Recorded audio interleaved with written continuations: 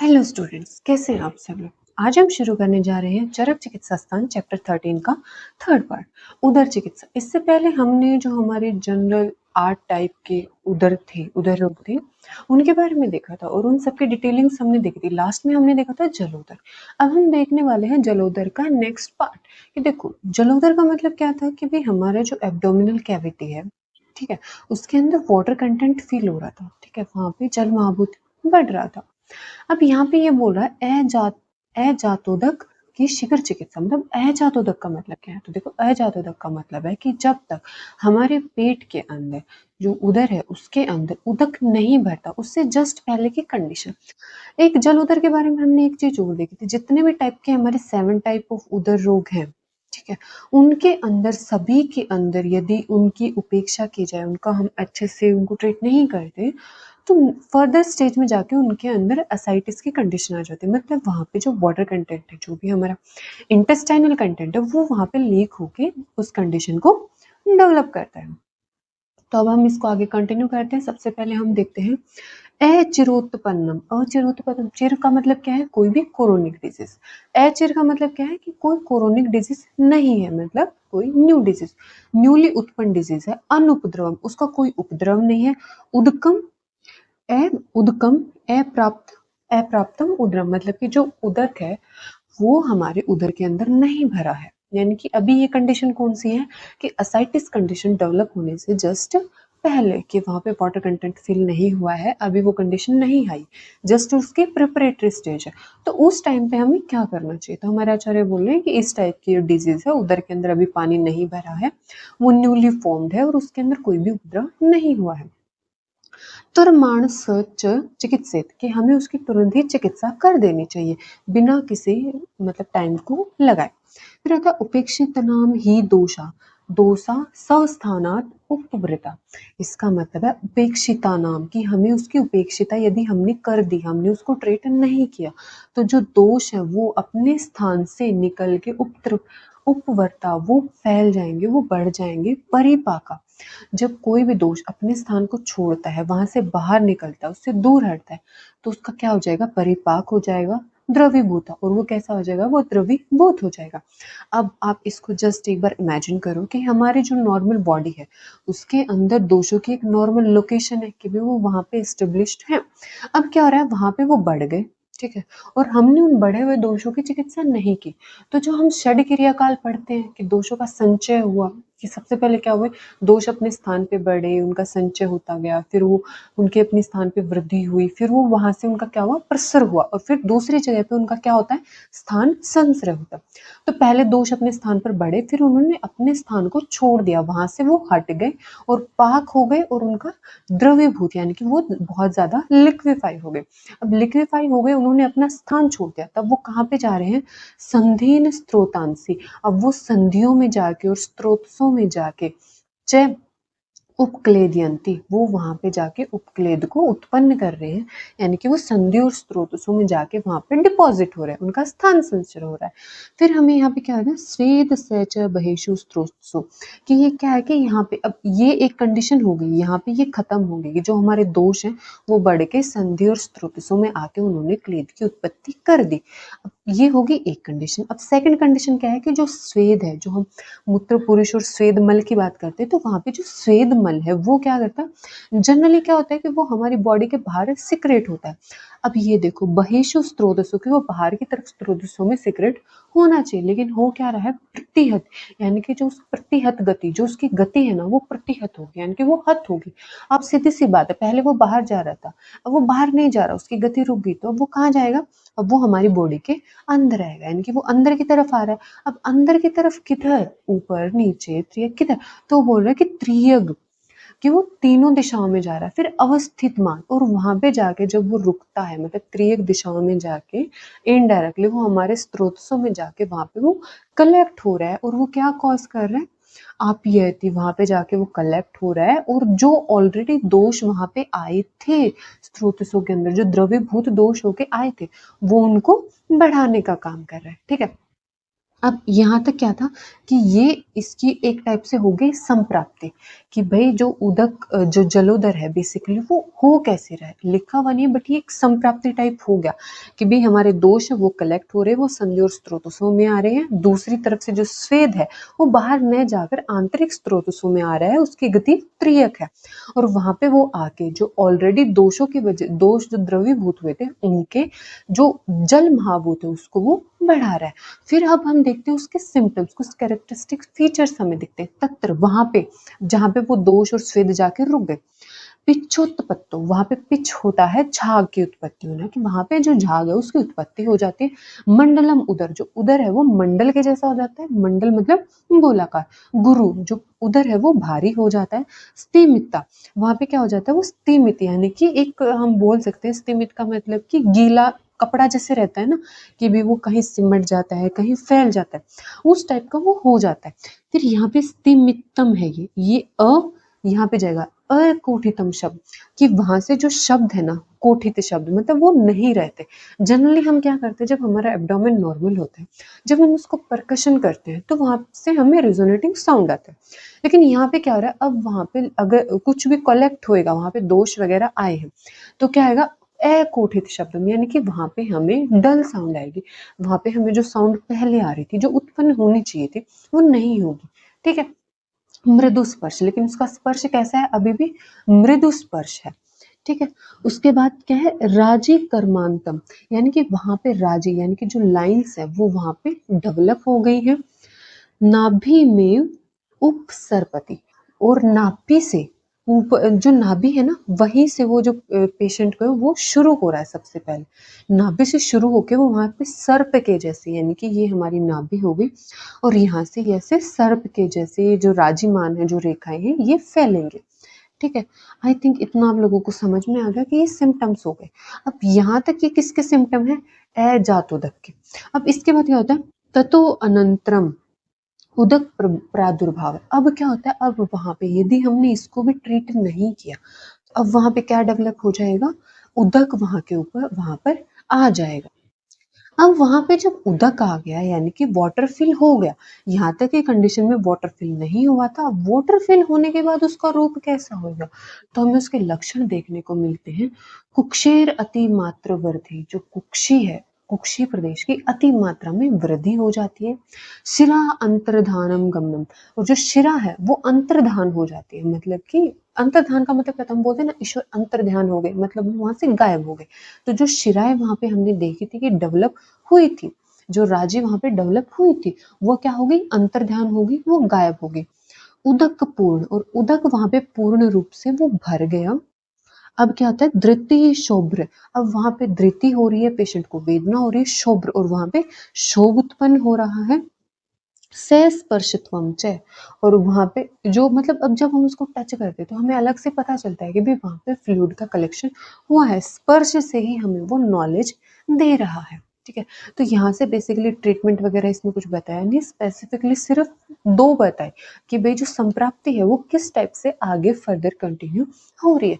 अब हम देखते हैं जातोदक के लक्षण, असाध्य जातोदक के लक्षण, कि भाई असाध्य हम इसको कब बोलेंगे। आपको अजातोदक समझ में आ गया, अजातोदक से जातोदक कैसे कन्वर्ट हुआ हमें वो समझ में आ गया। अब वो जातोदक से असाध्य कैसे हुआ वो देखो। क्या होता है कि जब उस जो आतुर है ना उसके अंदर जब उपद्रव डेवलप हो जाते हैं तो वहां पे उसके स्पर्श से हमें एहसास होता है कि भाई वहां पे उपद्रव डेवलप हो रहे हैं। उसके अलावा कौन से सिम्टम्स देखते हैं, छर्दी, अतिसार, तमक, तृष्णा, श्वास, कास, हिक्का, दौर्बल्य, पार्श्वशूल, अरुचि, स्वर भेद और मूत्रसंग, ये सारे सिम्टम्स हमें वहां पे देखने को मिलते हैं। वैसे तो ये नाम आप याद कर सकते हो बट आप इसकी एक स्टोरी भी बना सकते हो, जैसे कि जनरली हमारी बॉडी के अंदर यहाँ पे क्या बात करिए, लास्ट में हम बात कर रहे थे जलोदर की, यानी कि हमारी बॉडी के अंदर बात चल रही है जल की। जल की कमी कब होती है, अगर हमें एक बार याद करो काय चिकित्सा या फिर आपको यदि कौमार भृत्य थोड़ा याद हो रहा है वहां पे हम देखते हैं कि जब भी किसी पेशेंट को छर्दी और अतिसार होता है तो वहां पे क्या हो जाता है जल महाभूत की कमी हो जाती है।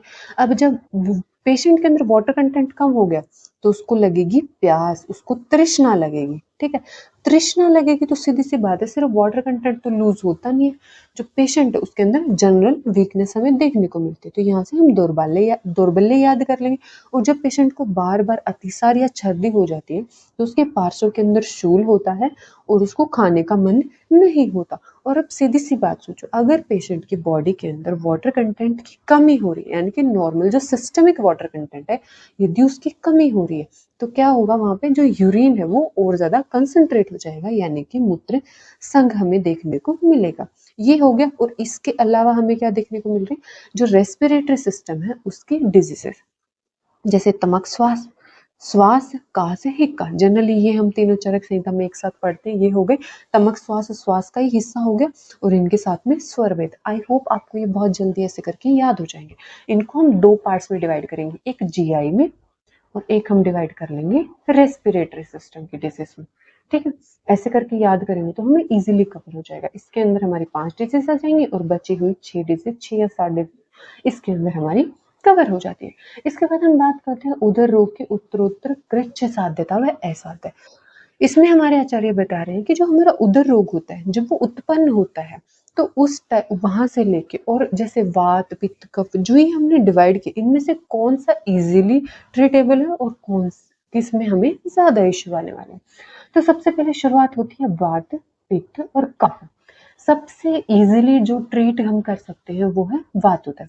वात के बाद डिफिकल्टी है पित्त में, पित्त से ज्यादा डिफिकल्टी ट्रीट करना है कफ को, कफ से ज्यादा है प्लीहोदर को ट्रीट करना डिफिकल्ट, और प्लीहोदर के बाद आता है सन्निपातक।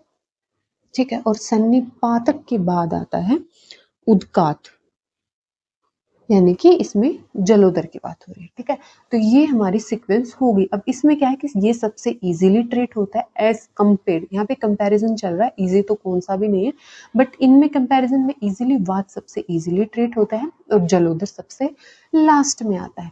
इसके अलावा हमारे आचार्य बोल रहे कि यदि बदगुदोदर है तो वो पक्षात, यानी कि एक पक्ष में होते 15 दिन, यानी कि वो 15 दिन के बाद वो असाध्य हो जाता है तू ऊर्ध्वम। ठीक है, सर्व जातोदकम तथा प्रायो भवती भावाय। इसका मतलब क्या है कि जितने भी जातोदक हैं वो सभी अपने आप में क्या है, वो असाध्य हैं, उनको ट्रीट करना डिफिकल्ट है। छिद्र आत्रम च उदरम नृणाम। और यदि पेशेंट के अंदर छिद्र आंत्र, यानी कि आंत्र के अंदर छेद हो गया है, उसको इंटरनल परफोरेशन हो गया है, तो उसको भी हम असाध्य के अंदर काउंट करने वाले हैं।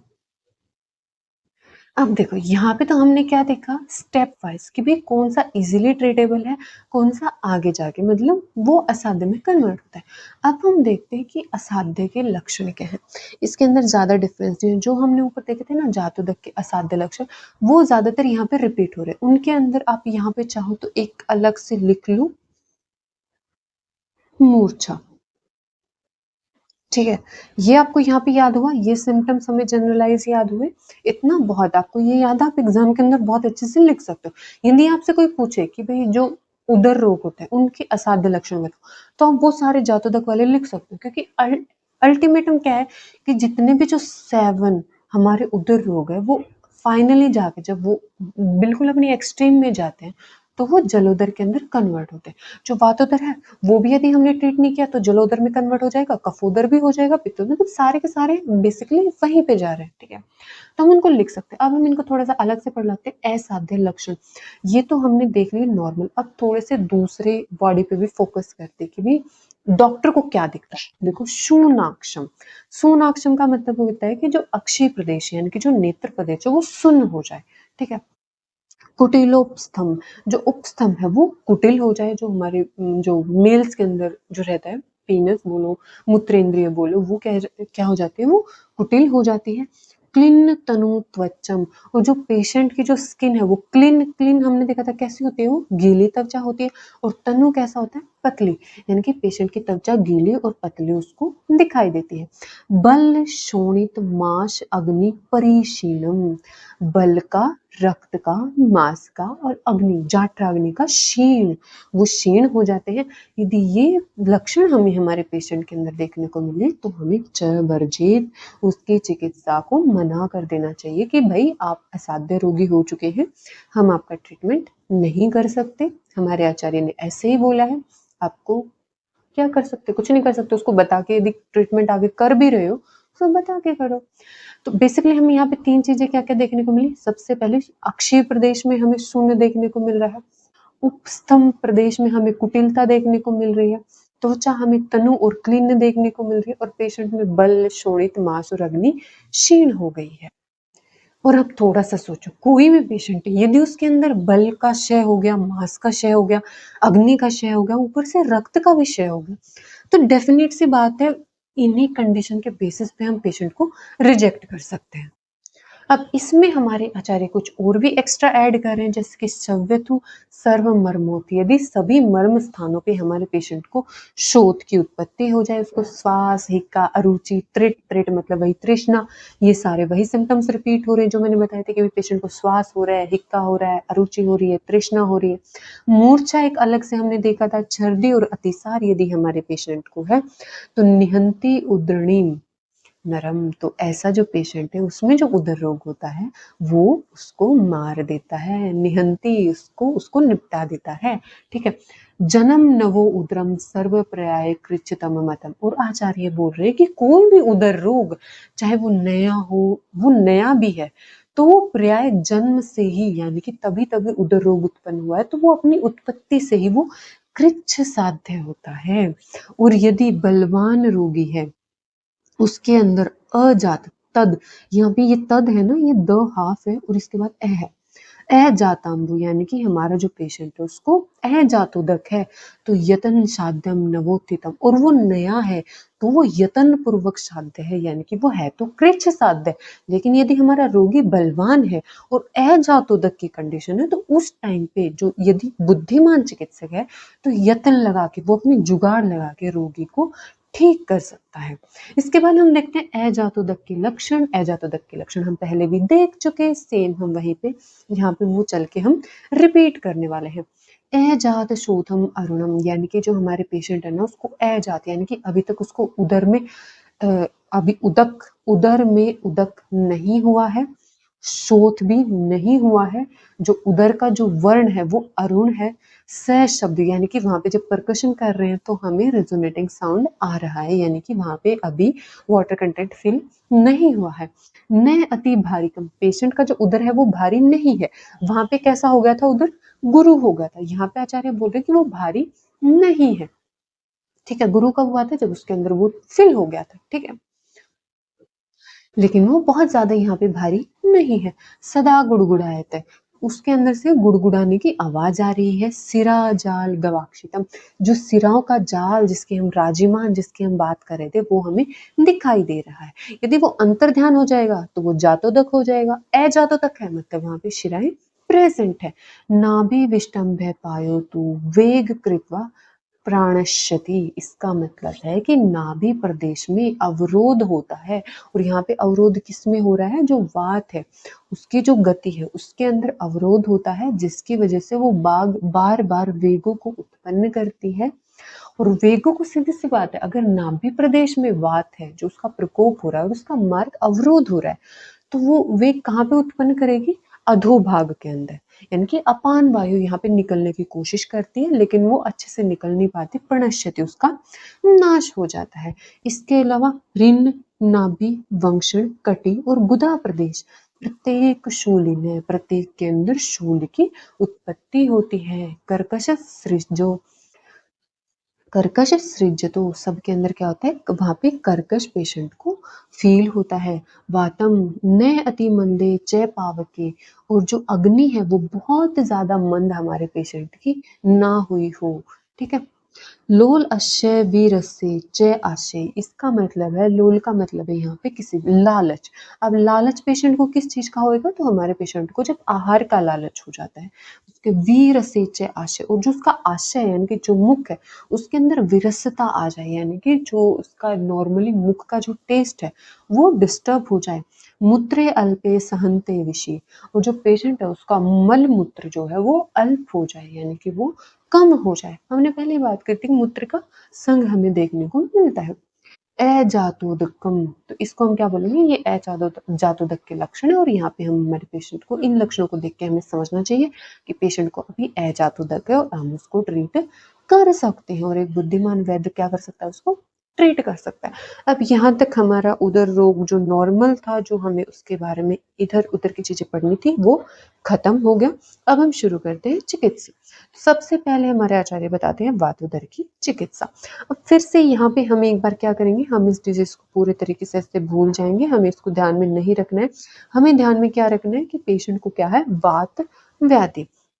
और जब पेशेंट को वात व्याधि है, मतलब वात इन द सेंस वो वात व्याधि नहीं जाना हमको, हमें सोचना है कि पेशेंट को वात दोष की वजह से व्याधि है। तो हम क्या करते हैं, वात की सर्वश्रेष्ठ चिकित्सा क्या है कि पेशेंट को स्नेहपान करवा दो, उसके अंदर जो रुक्षता आई है हमें उसका नाश करना है। तो सबसे पहले देखो, वातोद्रम बलवत है, यदि वातोदर हुआ है और हमारा रोगी है बलवान, तो पूर्वम स्नेह रूपाचरेत, तो सबसे पहले हमारे पेशेंट को हमें पिलाना है स्नेह, यानी कि ये क्या हो गया, स्नेह पान। हमने पेशेंट को करवा दिया। अब उसके बाद क्या करना है, तो देखो एक टाइप से अगर आप देखोगे ना, तो ये फालतू की थोड़ी बकवास है। सिंपल सा हमारे पेशेंट जो आचार्य वो कहना चाहते हैं, पेशेंट को स्नेहपान करवाओ, स्निग्धा उसको फिर उसको बहाय स्नेहन करवाओ, फिर उसको स्वेदन करवाओ, फिर उसके बाद स्नेह विरेचन, उसको स्नेह विरेचन दे दो, यानी कि स्निग्ध द्रव्यों से पेशेंट को हमें विरेचन देना है।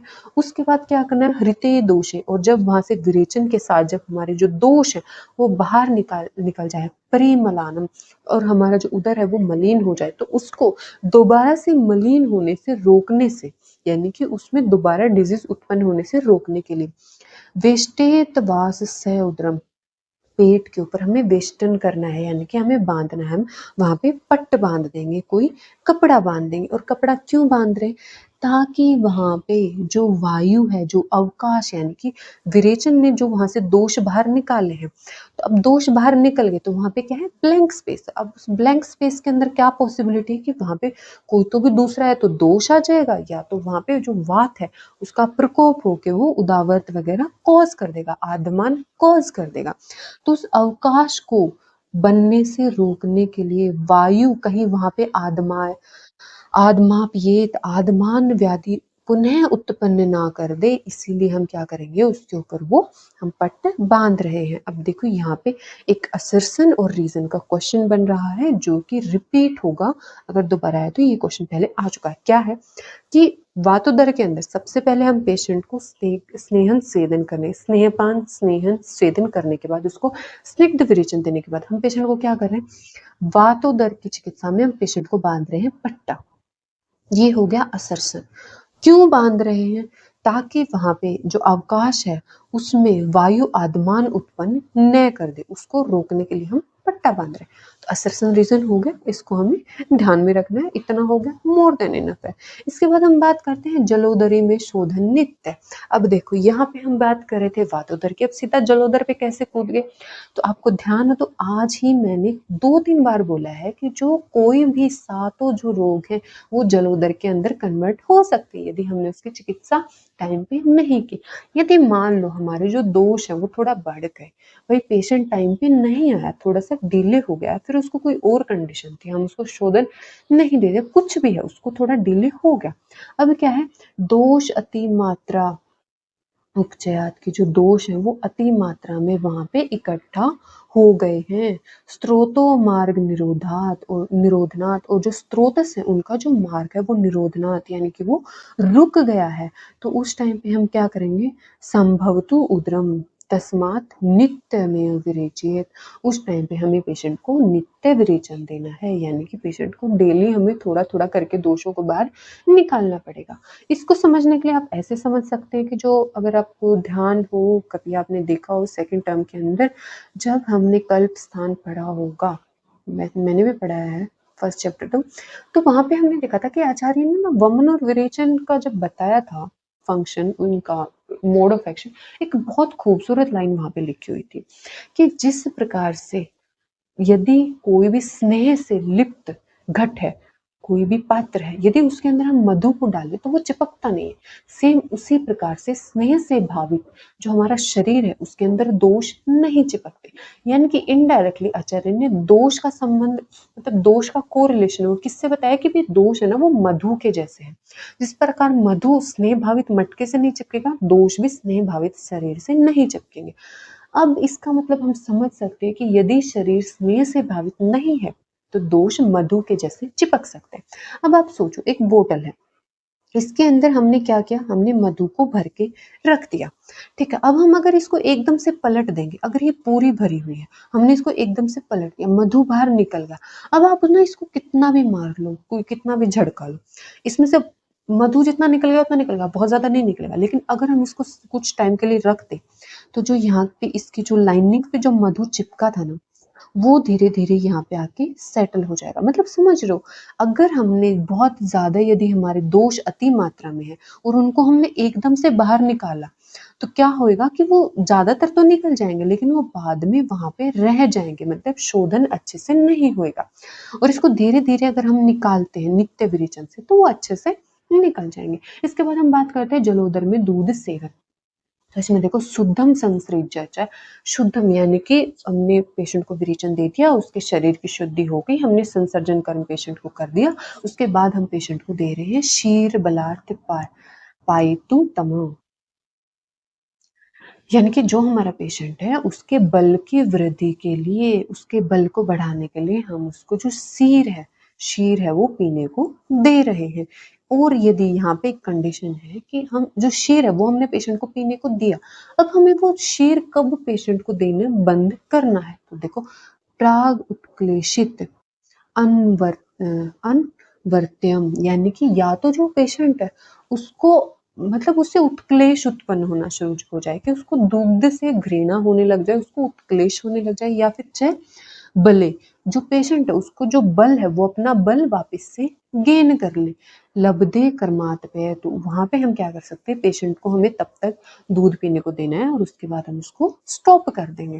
यानी कि यहाँ पे दो कंडीशन हो गई, पेशेंट को बल को बढ़ाने के लिए हम दुग्ध दे रहे हैं तो इसको बंद कब करेंगे, या तो हमारे पेशेंट का बल बढ़ जाए यानी कि हमारा जो उद्देश्य है उसकी पूर्ति हो गई, और यदि बल बढ़ने से पहले भी यदि हमारे पेशेंट को उत्क्लेश हो गया दुग्ध की वजह से तो उस टाइम पे भी हम दुग्ध का सेवन बंद कर देंगे।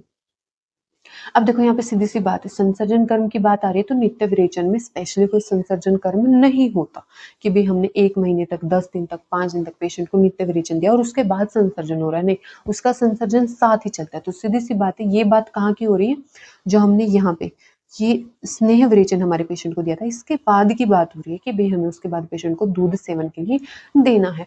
अब मान लो बाकी सब तो हो गया, हमने पेशेंट को यूज वगैरह कब यूज करते हैं, यूज मास रस ये सब कब यूज करते हैं, जब हम हमारे पेशेंट का संसर्जन कर्म चल रहा होता है। अब यहाँ पे बात क्या है कि नॉर्मली वमन विरेचन तो देखो करते हैं, उसके अंदर एक संसर्जन कर्म रहता है, ठीक है, जिसके अंदर हम पेया विलेपी मासरस कृत अकृत वो सब पेशेंट को देते हैं।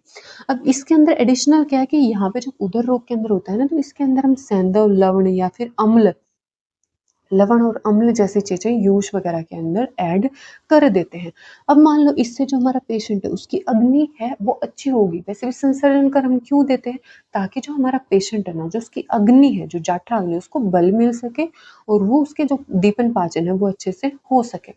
अब इससे क्या है, दीपन पाचन मतलब उसकी अग्नि तो हो गई अच्छी लेकिन स उदावर्त, पेशेंट को उदावर्त है अभी भी, तो क्या करेंगे दोबारा पेशेंट को स्नेहन स्वेदन दो और उसको अस्थापन बस्ती दे दो, इससे वो ठीक हो जाएगा। अब अस्थापन का तो हो गया, अनुवासन बस्ती कब देनी है, तो सीधी सी बात है यदि हमारे पेशेंट में हमें देखने को मिलता है स्फूर्ण आक्षेप संधि, अस्थि, पार्श्व और पृष्ठ और त्रिक प्रदेश में हमें अर्ति यानी कि वेदना हमें देखने को मिलती है। देखो, या तो पेशेंट को स्फूर्ण स्फूर्ण हमने देखा था, पाल्पेशन हमारे पेशेंट को, फरफराहट हमारे पेशेंट को है, या फिर हमारे पेशेंट को संधि, अस्थि, पार्श्व, पृष्ठ, त्रिक प्रदेश में वेदना है। अग्नि हमारे पेशेंट की दीप्त है, लेकिन क्योंकि वातोदर था, तो जो वात है वो अभी पूर्ण रूप से शांत नहीं हुआ है। जो पेशेंट है उसका विड़ और वात वो बद्ध है, यानी कि वो रुका हुआ है, और रुक्षम अपी, और पेशेंट के अंदर रुक्षता भी है। तो उस टाइम पे कुछ नहीं, उठा के पेशेंट को अनुवासन बस्ती दे दो। अब देखो यहाँ पे दोनों बस्ती है, अनुवासन और आस्थापन, हम इसको लिख लेंगे। आस्थापन कब दे रहे हैं? जब उदावर्त की कंडीशन है, उदावर्त की कंडीशन है तो आस्थापन हो गया, ठीक है। और यहाँ पे जब ये बद्ध विड़वात की कंडीशन है, पेशेंट को वेदना है, तो उस टाइम पे अनुवासन बस्ते। अब इसको ऐसे आप लोग एक याद रख सकते हो, आपको ट्रिक बताती हूँ। उदावर्त यानी कि इसमें ऊ है, आस्थापन के अंदर ऊ नहीं है। अनुवासन तो इसमें न के नीचे ऊ आ रहा है, यानी कि ऊ का ऊ से मिलन नहीं करना है, ठीक है। दोनों के अंदर एक ऊ है। उदावर्त में आस्थापन, और जहां पे उदावर्त नहीं है वहां पे अनुवासन। ये एक छोटा सा ट्रिक, बैक बेंचर टैलेंट, कोई बात नहीं। अब हम इसके आगे देखते हैं कि पेशेंट है, उसको हम क्या कर रहे हैं कि निरूह बस्ती भी दे रहे थे, आस्थापन बस्ती भी दे रहे थे। उसके लिए कुछ मोटे मोटे ड्रग्स हमारे आचार्य ने बताने की कोशिश की है कि जो हम आस्थापन बस्ती हमारे पेशेंट को दे रहे थे, वो हमें तीक्ष्ण आस्थापन बस्ती देना है, ठीक है। और उसके अंदर हमें दशमूल वगैरह और जो वात नाशक, जो विरेचनार्क, जो विरेचन को करने वाले जो ड्रग्स हैं उनका यूज करना है, ठीक है। दूसरा क्या है, हम अनुवासन बस्ती किससे दे रहे हैं? तो हमें वात नाशक ड्रग्स को एरंड और तिल तैल से, वात नाशक ड्रग लेनी है, एरंड और तिल तैल को उनसे सिद्ध करना है, और उनसे हमें पेशेंट को अनुवासन बस्ती देनी है। I think it's much clear, ठीक है। अब हम देखते हैं एवरेज में संशोधन। वैसे संशोधन नहीं है, यहाँ पे सारे समन की क्रिया है, ठीक है। एवरेज में संशोधन, तो एवरेज कंडीशन यानी कि ऐसा पेशेंट है जिसको हम विरेचन नहीं दे सकते, बात उधर है लेकिन विरेचन नहीं दे सकते। विरेचन हम किसको नहीं दे सकते? तो जनरल चीजें सोचो, हम विरेचन बहुत ज्यादा बच्चे है, कोई शिशु है उसको विरेचन नहीं दे सकते, कोई बहुत ज्यादा वृद्ध है उसको विरेचन नहीं दे सकते, कोई सुकुमार प्रकृति का है उसको विरेचन नहीं दे सकते। और यदि पेशेंट को अल्प दोष है, सोच के देखो, यदि दोष थोड़े ही है तो ऐसा थोड़ी है कि भी थोड़ा सा भी कुछ भी डिजीज हुई उसको सीधा शोधन दे दो, उसको विरेचन वमन दे दो, नहीं होता ना। अगर दोष कम है, वो दोष उपलब्ध नहीं है, तो हम क्या देते हैं? शमन चिकित्सा, विरेचन नहीं देंगे। तो जनरल से आप लिख सकते हो, ये होगा जनरल हमारे एग्जाम में फेंकने के लिए, ठीक है। बैक बेंचर्स के लिए, फ्रंट बेंचर्स के लिए क्या है? एवरेचम तू यम विद्यात दुर्बलम, तो वहां पे हमें देखना है कि दुर्बल व्यक्ति को, स्थविर वृद्ध व्यक्ति को, शिशु बाल व्यक्ति को, सुकुमार प्रकृति वाले को, अल्प दोष वाले पेशेंट को, उल्ब वा अथो उल्बणा अनिलम, या फिर जिसको वात का बहुत प्रकोप हुआ है, ऐसे पेशेंट को, ठीक है। इनके जिसने पत्थे वगैरह का अच्छे से सेवन नहीं किया, तो उसको हम क्या करेंगे? विरेचन नहीं देंगे। तम भीष का सम नहीं, तो उसको हमारा पेशेंट दे सकता है, हमारा जो चिकित्सक है वो उसको दे सकता है समन चिकित्सा, जिसके अंदर हम सर्पी, यूष, मासरस और ओदन का प्रयोग करेंगे। इसके अलावा हम पेशेंट को दे सकते हैं बस्ती, और क्या दे सकते हैं? अभ्यंग, साथ में अनुवासन। यानी कि देखो, अनुवासन यदि अलग से मेंशन किया तो ये किसकी बात हो रही है? अस्थापन बस्ती की, ठीक है। और हम क्या दे सकते हैं पेशेंट को? क्षीरई उपाचरित बुद्ध, पेशेंट को दुग्धपान हम दे सकते हैं। और लेकिन यहाँ पे जो हम ये क्षीर दे रहे हैं, दुग्ध दे रहे हैं, ये नॉर्मल नहीं देना है, ये वात नाशक ड्रग से सिद्ध होना चाहिए, ठीक है। ये एडिशनल इन्फॉर्मेशन यदि आप लिखते हो तो बहुत बहुत अच्छी बात है, ठीक है। अब हमारी आती है पित्तजन्य उदर रोग की चिकित्सा। पित्तजन्य ये हम कल देखते हैं, क्योंकि ये चैप्टर थोड़ा बड़ा है और हम छोटे छोटे इंटरवल्स में ही चैप्टर्स को करेंगे। बहुत ज्यादा बर्डन हो रहा है। मेरे पास मैसेज आया एक दो बच्चे का कि एक वीडियो एक एक घंटे की बहुत लंबी हो जाती है, तो इसलिए मैंने सोचा है कि आधे आधे घंटे में करेंगे, कुछ नहीं जाता, एक दो पार्ट ज्यादा बन जाएगा चैप्टर का। तो अभी हम यहाँ पे रुकते हैं, और पित्तजन्य उदर की चिकित्सा को हम नेक्स्ट वीडियो में कंटिन्यू करते हैं।